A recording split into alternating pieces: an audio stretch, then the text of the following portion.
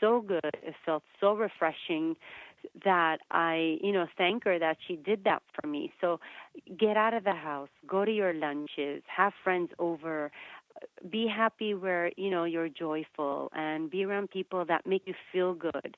And don't let yourself go. Don't, it's mind over matter. So there's no reason to be depressed at all.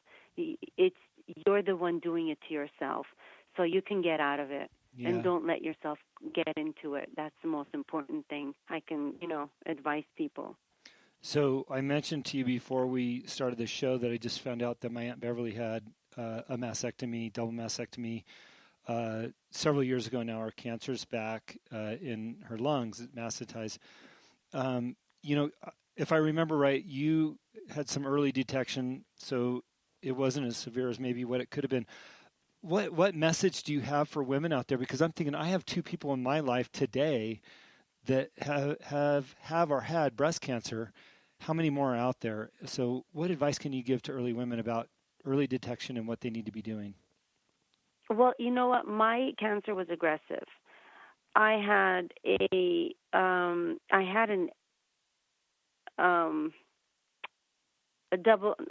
mammogram. Mm-hmm. Well, actually, I'm due for my exams too. I had a mammogram in May, and nothing showed. And then I had an MRI done in August, and it showed that I had cancer, and it had grown.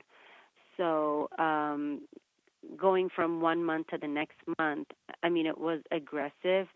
And they wanted to take me into surgery in December, and I said no. My dad's deteriorating. I didn't even think about myself, so it had to be done. And if I didn't go to my mammogram and my MRI, basically I could have said goodbye to my life. It would have been late detection, and it's there. Technology is there. Take advantage of it. There's nothing to be fearful of. You're only harming your body and your family if you don't take care of yourself. There's no running away from it. It's something that has to be done. So take advantage of it and go to your mammograms, go to your MRIs, go to your gynecologist, and be on top of it. No one's going to force you. It's up to you to take that leap and to take care of yourself. And you have to. You don't have a choice, especially when you have a family, especially when you have a history of it. You got to do it. Yeah. There's no ifs and buts about it.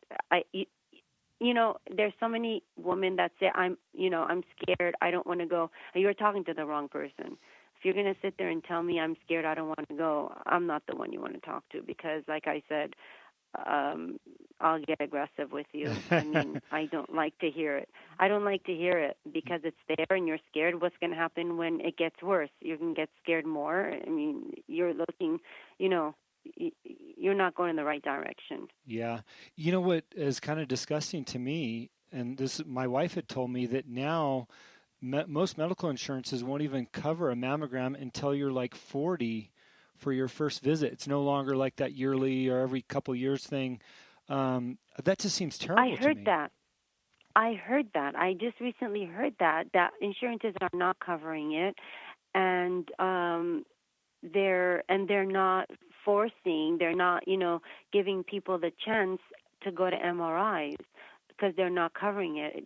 They just don't push it anymore. It's once every 2 years or something like that. But for us, insurance did cover for it, but we paid out of pocket because they needed to get me in ASAP. So we did everything we did was out of pocket. We didn't even wait for insurance because by the time you go through insurance, by the time you get the okay, it just takes time. So we immediately did the MRI, paid out of pocket, did the mastectomy, paid out of pocket, reconstructive, paid out of pocket.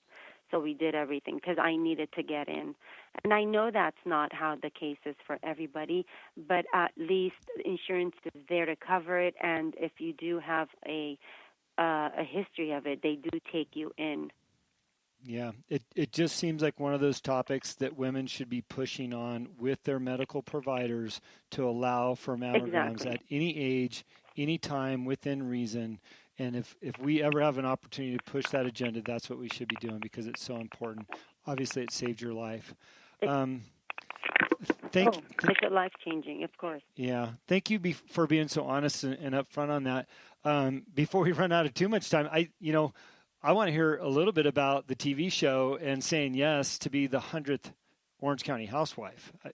How did that even start? And maybe give us an overview of that because, of course, that's a fascinating part of your history. Yes, I did say yes, and yes, maybe I should have said no. Well, that's what I really want to know.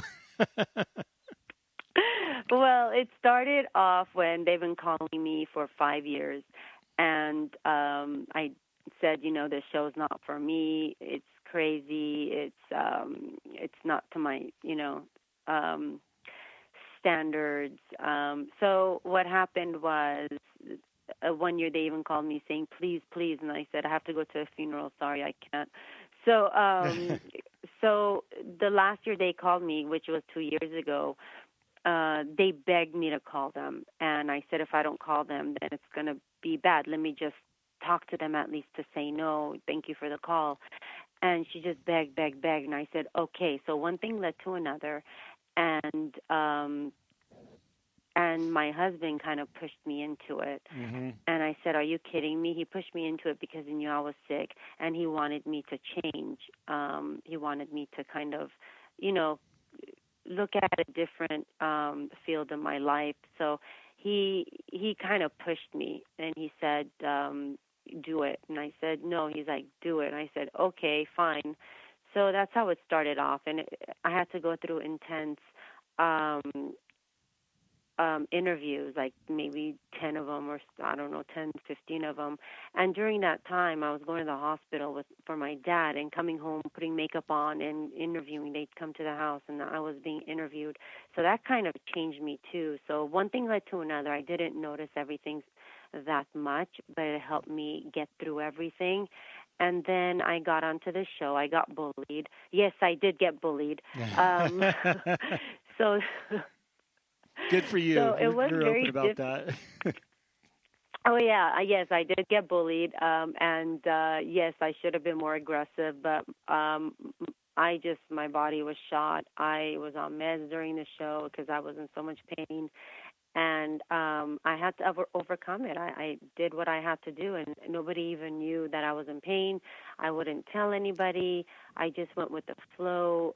My loyalty was to Bravo and to Evolution, so I just went for it full force. I didn't have a choice. So, and then I ended up being the 100th Housewife in all the franchise. Where to be honest with you, I deserve it with everything that I had gone through. So, so that's how it started off to be on the show, and it made me a stronger person. To be honest with you, I don't let anybody bully me. I'm very opinionated. I'm aggressive.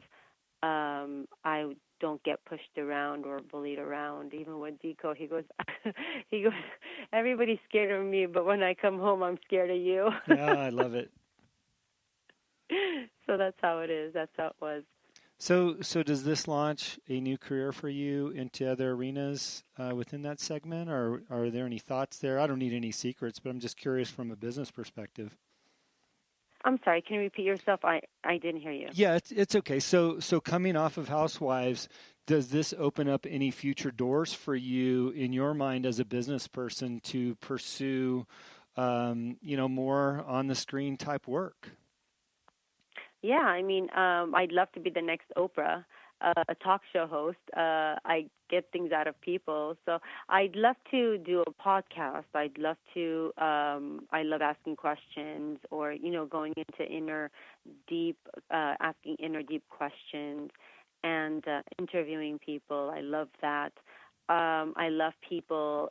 I've gotten so many opportunities, and that's what happens. The doors open up. Yeah. And it's up to me, what is right for me and what is not. So it all depends. I have a glow line right now with Double Dare, and then you can go to doubledare.com. It just gives you the glow before makeup, after makeup, like the JLo glow. Mm-hmm. So I'm doing that. I'm doing that right now.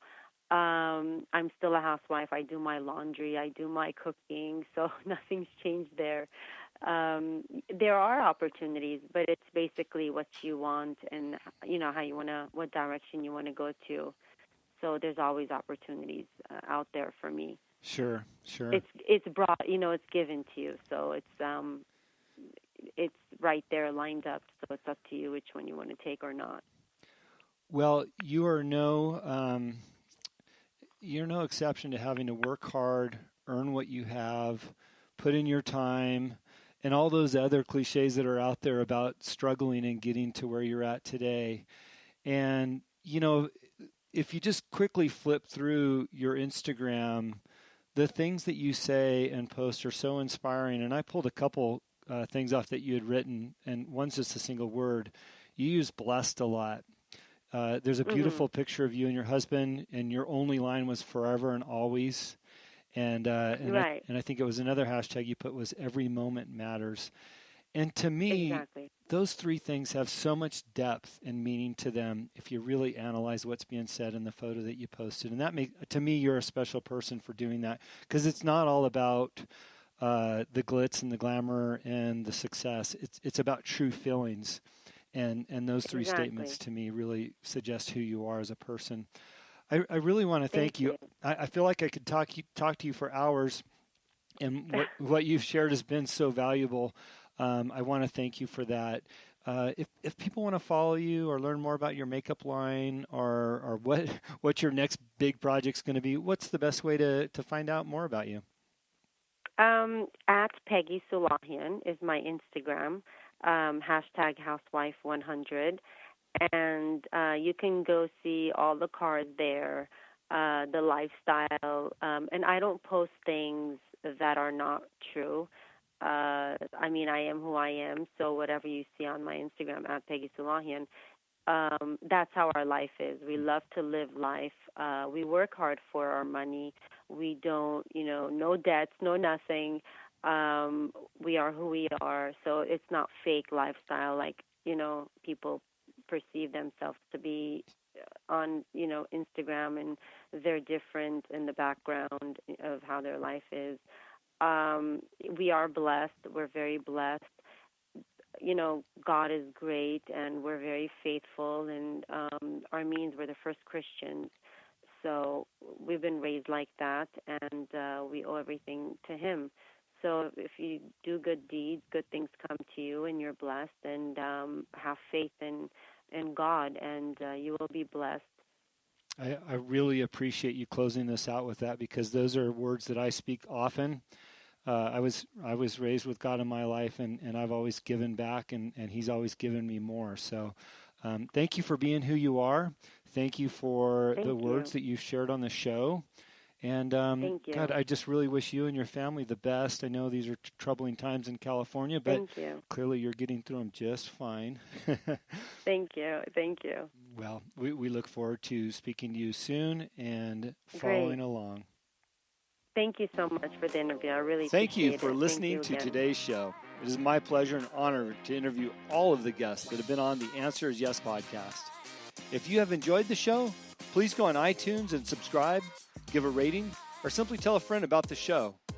We also believe in the message of our guests and the positive influence of their stories. As my own mentor and coach, David Meltzer, has taught me, spend some time every day thinking and writing about the things in your own life that you have more than enough of. You will find out how blessed we really are. Please visit my website, livelifedriven.com, for the latest updates about me and what I'm doing. Plus, I post a monthly blog about the many topics on this show. This podcast can also be found there. As I learned early on in life, what you believe is what you will achieve. Thanks, Mark Victor Hansen, and thank you, and have a great week.